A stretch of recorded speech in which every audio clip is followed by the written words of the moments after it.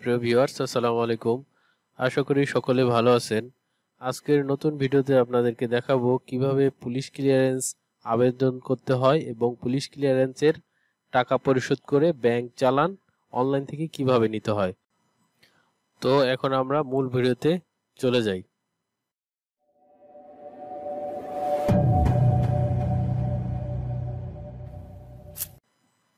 এরপর একটি যে কোনো ব্রাউজার ওপেন করে ব্রাউজারের অ্যাড্রেস বারে লিখবেন pcc.police.gov.bd লিখে ক্লিক করবেন। এরপরে সাইন ইনে ক্লিক করে আপনার ইউজার আইডি পাসওয়ার্ড দিয়ে সাইন ইন করে নেবেন। এরপরে দেখতে পাচ্ছেন অ্যাপ্লাইতে ক্লিক করে আপনি যে দেশে যেতে যাচ্ছেন পারপস গো অ্যাহেডে ক্লিক করে কান্ট্রি অফ ট্রাভেল সেটি সিলেক্ট করে দিবেন। আমি সিলেক্ট করে দিলাম।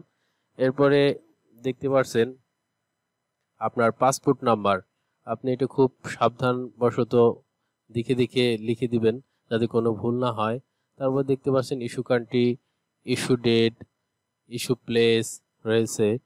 তারপরে হচ্ছে আপনার এক্সপায়ারি ডেট, সেটি পাসপোর্ট থেকে নিয়ে নেবেন। Mobile number, NID number.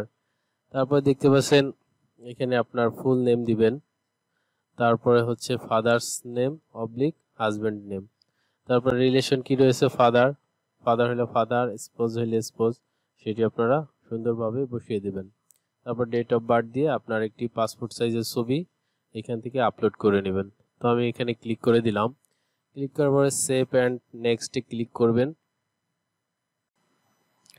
তো দেখতে পাচ্ছেন নেক্সট ইন্টারফেস চলে আসলো। এখানে আপনি emergency contact address as per passport, এটি পাসপোর্টে যেভাবে রয়েছে সেভাবে এখানে টাইপ করে দিবেন। তো এরপরে permanent contact address as per passport, এটিও আপনি পাসপোর্টে যেভাবে রয়েছে সেভাবে এখানে টাইপ করে দিবেন।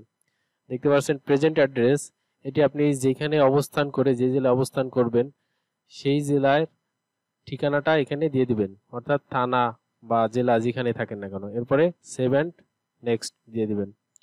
তো এখানে দেখতে পাচ্ছেন passport, national ID, birth certificate এটি রয়েছে। প্রথমে আমি পাসপোর্ট এখান থেকে আপলোড করে দিলাম, স্ক্যান করে আগে রেখেছি, দেন এখানে আপলোড করে দিচ্ছি। এরপরে দেখতে পাচ্ছেন ন্যাশনাল আইডি কার্ড, এখান থেকে অ্যাডে ক্লিক করে আপনি ব্রাউজ করে আপলোড করে দিব।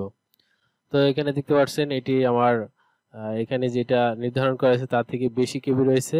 তো দেখতে পাচ্ছেন ক্লিক করলে রিসাইজ করে নিতে হবে। তো ইমেজ রিসাইজে আসলে এখান থেকে সিলেক্ট করে এনআইডিটি এখান থেকে আপলোড করে নিতে হবে। দেন এখানে আপনার সাইজটি 200 কেবি লিখে আমি রিসাইজ ইমেজে ক্লিক করলাম, প্রসেস হচ্ছে। এখান থেকে ডাউনলোড করে নিচ্ছি। এরপরে এখান থেকে আমি আবার এটিকে আপলোড করে দিলাম রিসাইজ করে।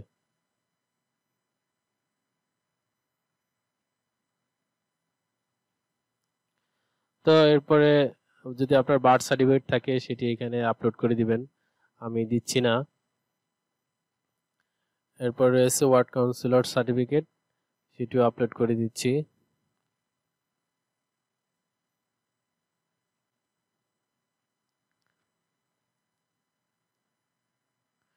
তারপর আদার্সে গিয়ে আমি ইলেকট্রিসিটি বিলটি দিয়ে দিলাম, সেটি লাগে না, তারপরও এখানে দিয়ে দিচ্ছি, অনেক সময় থানার অফিসাররা এটি চায়।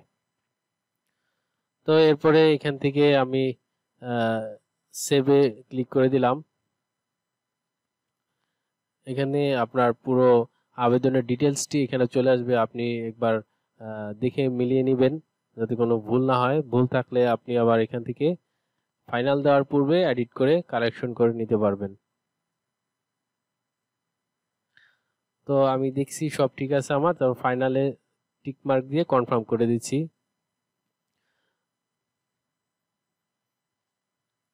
এরপরে এখানে দেখতে পাচ্ছেন আপনার অনলাইন কিভাবে চালান করবেন। তো এখানে দেখতে পাচ্ছেন ক্লিক হেয়ার, এখানে ক্লিক করবেন। তো এখানে একটি ইন্টারফেস চলে আসবে। তো এখান থেকে আপনি মোবাইল ব্যাংকিং রয়েছে, সোনালী ব্যাংক, তারপর রয়েছে কার্ডের মাধ্যমে, তারপর ইন্টারনেট ব্যাংকিং, এগুলোর মাধ্যমে আপনি আপনার চালান পেড করতে পারবেন। তো আমি এখান থেকে মোবাইল ব্যাংকিং এর বিকাশের মাধ্যমে এটি চালান করে দিব। তো এখান থেকে বিকাশে সিলেক্ট করে নিলাম। পে উইথ বিকাশে ক্লিক করলে আপনার যেই নম্বরের বিকাশ রয়েছে সেই নম্বরটি এখানে টাইপ করে কনফার্ম করে দেবেন। তো একটি ভেরিফিকেশন কোড যাবে, সেই কোডটি এখানে টাইপ করে আবার পুনরায় কনফার্ম করতে হবে। তো আমি আমার ভেরিফাই কোডটি এখানে লিখে কনফার্ম করে দিলাম। তারপরে আপনার বিকাশ পাসওয়ার্ডটি এখানে লিখে দিয়ে আবার কনফার্ম করে দিবেন।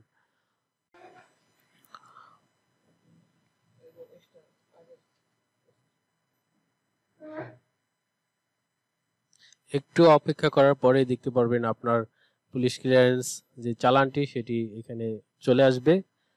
তো এখান থেকে আপনার দেখতে পারবেন পেমেন্ট আইডি, তারপর আপনার কন্ট্যাক্ট নাম্বার যেইগুলো দিয়েছেন সেটি দেখতে পারবেন। এরপর ডাউনলোড ভাউচারে ক্লিক করে আপনার চালান ফর্মটি ডাউনলোড করে নেবেন।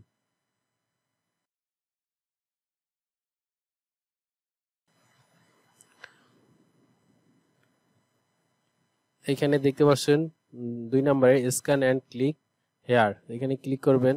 এরপরে আপনি সোনালী ব্যাংক দিয়ে দিবেন, ডিস্ট্রিক্ট দিবেন এখানে ঢাকা। এরপরে এখান থেকে ব্রাঞ্চ সিলেক্ট করে নেবেন, লোকাল অফিস ডিভিশন। এরপরে এখানে আপনার যে চালান ডেটটি রয়েছে, অর্থাৎ আপনি যে পুলিশ ক্লিয়ারেন্সের জন্য যে চালানটি দিয়েছেন সেটি ওপেন করে ডেটটি দেখে নেবেন এবং চালান নাম্বারটি দেখে নেবেন। তো এখান থেকে আমি চালান নাম্বারটি যে দেখতে পাচ্ছেন চালান নং, এই চালান নং থেকে আপনারা চালান নাম্বারটি আলাদা লিখে নেবেন। লেখার পরে এখান থেকে